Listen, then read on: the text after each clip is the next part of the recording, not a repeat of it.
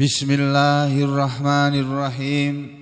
Alhamdulillahi rabbil alamin. Wassalatu wassalamu ala Rasulillah wa ala alihi thahirina ajma'in. Amma ba'du ayyuhan nas, ittaqullaha mastata'tum wasma'u wa ati'u la'allakum turhamun. Saudara muslimin rahimakumullah, kemarin kita mempelajari ayat 60 dan ayat 61 dari surah An-Nisa, yang dari ayat tersebut, dari kedua ayat tersebut kita mendapatkan pelajaran bahwasanya orang yang mengaku beriman tetapi mereka berhukum kepada tauhid. Apa itu berhukum kepada tauhid? Berhukum kepada selain hukum Allah, berhukum kepada selain syariat Islam. Itu Allah menyebut mereka sebagai orang-orang munafik, ya. Orang yang mengaku beriman tetapi berhukum atau memakai hukum dengan hukum selain hukum Islam, berhukum kepada tauhid atau mau memakai hukum selain hukum Islam, itu termasuk atau tergolong orang-orang munafik. Terus ketaatan kepada tauhid, ketaatan kepada hukum selain hukum Islam, ketaatan kepatuhan kepada selain syariat Islam, termasuk perbuatan durhaka kepada Allah. Ya, termasuk kedurhakaan kepada Allah, ya, dan termasuk orang yang mengikuti ajakan setan. Dan itu merupakan kesesatan. Ya. Lalu yang berikutnya, orang yang taat kepada tauhid dan berhukum kepada tauhid. Nah, ini biar dijelaskan, biar orang-orang tahu bahwa yang dimaksud di sini dengan kata tauhid itu adalah semua hukum selain hukum Islam, semua hukum selain syariat Islam, itu tauhid itu.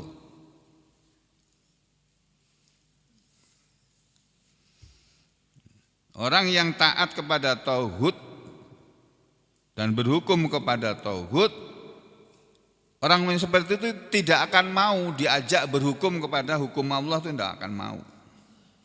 Dan juga tidak akan mau diajak berhukum kepada Rasulullah SAW.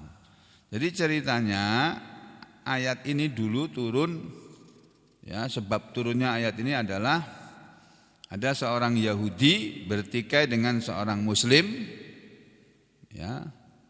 Lalu orang Yahudi tadi minta berhukum kepada Rasulullah. Ayo kita ke tempat Rasulullah, yuk kita selesaikan masalah ini kepada Rasulullah. Karena dia yakin, si orang Yahudi ini yakin bahwa beliau Rasulullah SAW akan berbuat adil dalam memutuskan perkara di antara orang Yahudi dengan orang lain ini tadi. Padahal yang satunya ini orang Muslim, orang Yahudi sama orang Muslim bertengkar, berselisih pendapat, ribut gitu. Terus si orang Yahudi tadi meminta berhukum kepada Rasulullah, karena orang Yahudi yakin bahwa Rasulullah akan berbuat adil dan beliau tidak bisa disuap, gitu. Sebaliknya orang Islam tadi ini minta berhukum kepada bukan Rasulullah, minta diselesaikan perkaranya tidak kepada Rasulullah tapi kepada orang yang bernama Ka'ab bin Al-Ashraf. Ka'ab Al-Ashraf. Ya, ini seorang tokoh Yahudi. Jadi zaman dulu itu sudah ada orang Islam mestinya kalau ada perkara gegeran, ribut-ribut, itu mestinya diselesaikan oleh Rasulullah. Orang Islam itu mestinya begitu. Tapi ini enggak. dia malah meminta diselesaikan perkara ini kepada orang Yahudi, tokoh Yahudi. Zaman sekarang terjadi juga ternyata. Kiai Pak, bukannya berhukum dengan hukum Islam malah cenderung kepada orang Yahudi Israel. Masya Allah, beneran nih Allah bilang nih. Ya. Kenapa orang Muslim tadi mintanya berhukum kepada Ka'ab al-Ashraf? Karena dia tahu bahwa Ka'ab ini bisa dipengaruhi dan bisa diajak kompromi dan dia berharap akan memenangkan perkaranya. Nah, kita lihat di sini tafsirnya ya. Kita baca, kemarin saya bacanya agak terbata-bata, mungkin karena lama enggak ngaji gitu ya. Salah-salah, Masya Allah. Saya lihat rekamannya kok jelek gini nih Pak ini. Ya sudah, namanya manusia, ya, ada salah-salahnya itu biasa. Hanya kalau ibu-ibu ngajinya salah ya. Kadang-kadang saya biarin aja terus nih ben ngaji salah-salah itu. Ada pakai de itu enggak pakai de, ku biarin aja sudah. Memang sudah logatnya begitu ya. Mudah-mudahan Allah mengampuni gitu aja sudah. Ya. Kita lihat ini ayat 60 ini ya. A'udzu billahi minasyaitonir rajim. Alam tara ilal ladzina yaz'umuna annahum amanu bima unzila ilaika wa ma unzila min qablik yuriduna an yatahakamu ila taghut wa qad umiru an yakfuru bih wa yuridu syaitanu an yudillahum dhalalan ba'ida. Alam taro, apakah engkau Muhammad belum melihat ila kepada alladzina yaz'umuna, orang-orang yang mereka mendakwakan annahum amanu, bahwa mereka telah beriman bima unzila ilaik, kepada Al-Quran yang telah diturunkan kepadamu, wa ma unzila min qablik, dan mereka pun beriman kepada apa yang telah diturunkan sebelum kamu. Ya, ini turun, yang diturunkan sebelum Al-Quran turun. Maksudnya kata Ibnu Katsir, hadza inkarun minallah. Ini kalimat ayat ini adalah satu pengingkaran dari Allah Azza wa Jalla yang maha gagah dan maha agung. Allah terhadap, Allah mengingkari kepada atau terhadap man, orang yang yadda'il iman. Yadda'i, dia mendakwakan dirinya al-iman dengan iman. Dia mendakwakan iman pada dirinya. Dia mengaku beriman. Beriman bima kepada anzalallah, bima kepada apa yang anzalallah, Allah telah menurunkan, ala rasulihi, kepada rasulnya, wa alal anbiya, dan beriman juga kepada apa yang telah diturunkan kepada para nabi al-aqdamin, yang telah lalu, yang telah lewat. Ini para nabi-nabi sebelum Nabi Muhammad SAW.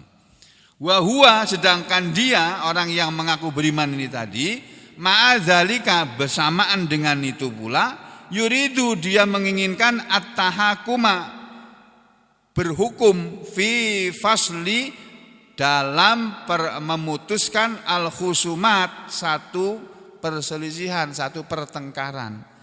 Ya, dia mengaku beriman tapi berhukum kepada tapi dia menginginkan berhukum dalam memutuskan perkara perselisihan ini tadi, ila ghairi kitabillah, kepada selain kitab Allah, wa sunnati rasulih, dan kepada selain sunnah rasulnya. Jadi ada orang mengaku beriman. Nah, orang beriman ini kalau ada urusan apa-apa, ada perkara apa-apa, itu mestinya menggunakan Al-Quran atau kitab Allah sebagai sandaran hukumnya, sandaran pengambilan keputusan, atau kepada sunnah rasulnya. Tapi ini enggak, orang ini dulu dia berhukum kepada selain kitab Allah dan sunnah rasulnya, dan Allah mengingkari perbuatan seperti itu. Kama, sebagaimana kata Ibnu Katsir, dzukira, telah disebutkan fi sababi nuzuli hadhil ayah, pada sebab turun ayat ini.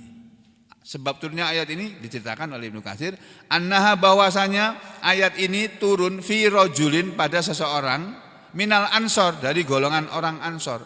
Orang ansor nih sahabat Nabi, muslim dia. Wa rajulin, dan ayat ini juga turun kepada seseorang minal yahud, dari golongan orang Yahudi. Jadi ada orang ansor muslim dan ada orang Yahudi beragama Yahudi, sama-sama penduduk Madinah. Ini kedua orang tadi takhosoma, bertengkar, gegeran. Pokoknya ribut gitu loh. Berperkara kalau dalam masalah hukum sekarang ini. Faja'ala, lalu berbuatlah al-Yahudiyu, orang Yahudi, yaqulu, dia berkata. Orang Yahudi tadi berkata begini, baini wa bainaka Muhammadun, antara aku dengan kamu ada Nabi Muhammad. Maksudnya begitu, ada Muhammad. Antara aku dengan kamu ada Muhammad. Ayo kita pergi kepada Muhammad, katanya. Dia akan memutuskan perkara di antara kita dengan adil, karena dia orang adil. Orang Yahudi Madinah waktu itu mengakui Nabi kita itu orang adil. Itu. Wa dzaka yaqulu, sedangkan dia si orang muslim tadi, orang ansor tadi, yaqulu, dia berkata, baini wa bainaka, antara aku dengan kamu, maksudnya perkara antara aku dengan kamu ini akan bisa kita diselesaikan ke Ka'ab bin Al-Ashraf. Ada Ka'ab bin Al-Ashraf, ini tokoh Yahudi. Jadi orang Yahudi punya tokoh namanya Ka'ab Al-Ashraf. Orang Ansor sahabat Nabi, orang Muslim punya tokoh namanya Nabi Muhammad SAW. Lah orang Yahudinya ini minta diputuskan perkaranya kepada Nabi Muhammad, sementara orang Muslimnya malah minta diselesaikan kepada orang Yahudi yang bernama Ka'ab bin Al-Ashraf. Tadi kebalik ini. Itu pernah terjadi di zaman Nabi. Nabi masih hidup saja ada yang begitu. Apalagi sekarang Nabi kita sudah wafat. Jadi kalau ada orang muslim sekarang ini enggak mau nurut sama ulama, malah nurutnya sama tokoh-tokoh Yahudi kah atau siapa yang bukan ulama, harap maklum. Itu orang itu tunggali, kata orang Solo. Itu tunggal iki. Itu sama dengan disebut dari Allah dalam ayat ini. Jadi ada orang muslim yang tidak mau pakai syariat Islam, yaitu golongan orang Yahudi itu. Makanya kita jangan mau dibodohin.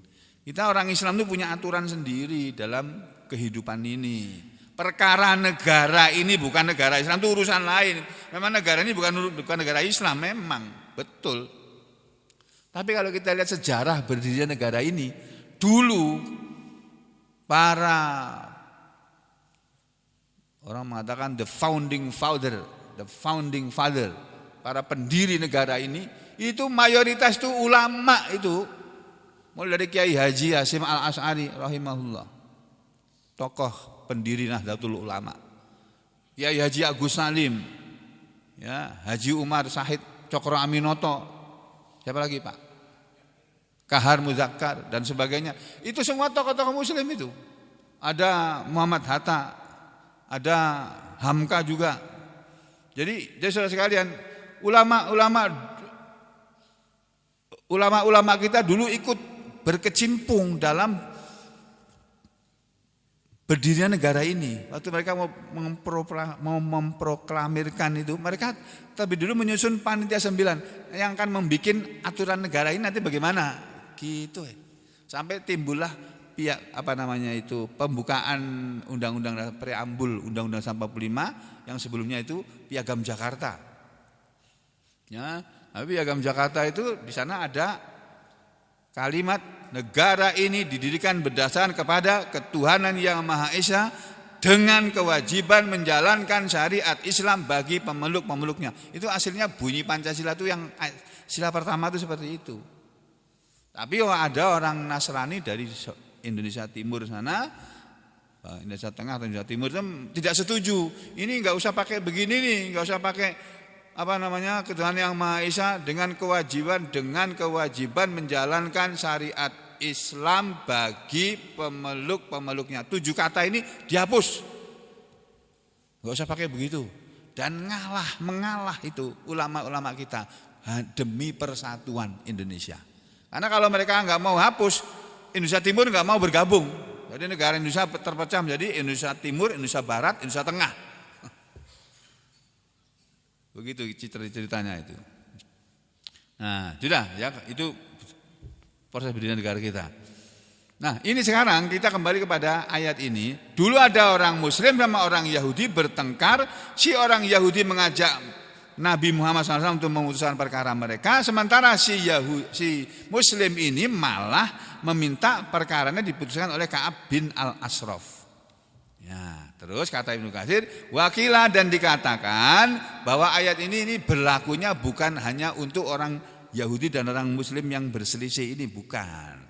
Ini ayat ini turun fi jama'atin minal munafikin.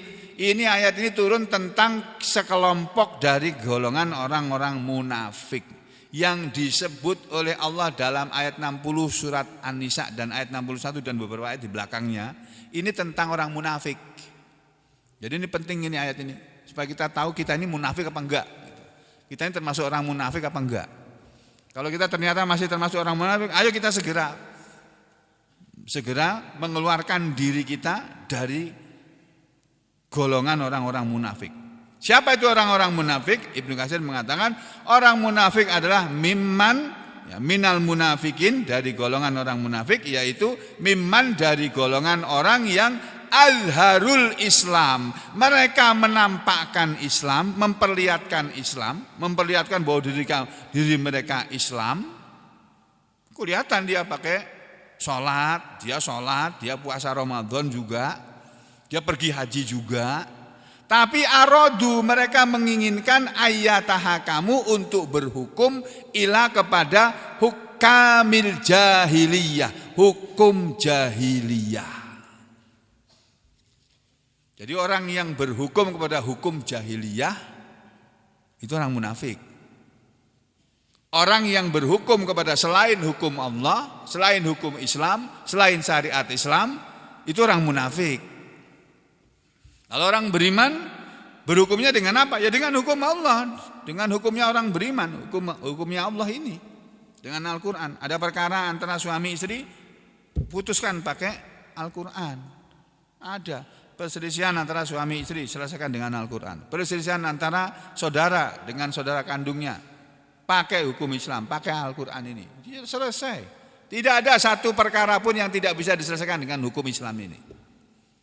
Nah, cuma banyak orang nggak ngerti atau nggak mau tahu atau tidak mau mengakui. Sehingga perselisihan itu tidak akan pernah selesai. Kalau ada perselisihan antara buruh dengan majikan, antara kaum buruh dengan para pengusaha, Islam memberi jalan keluar. Ada jalan keluar dalam Islam ini.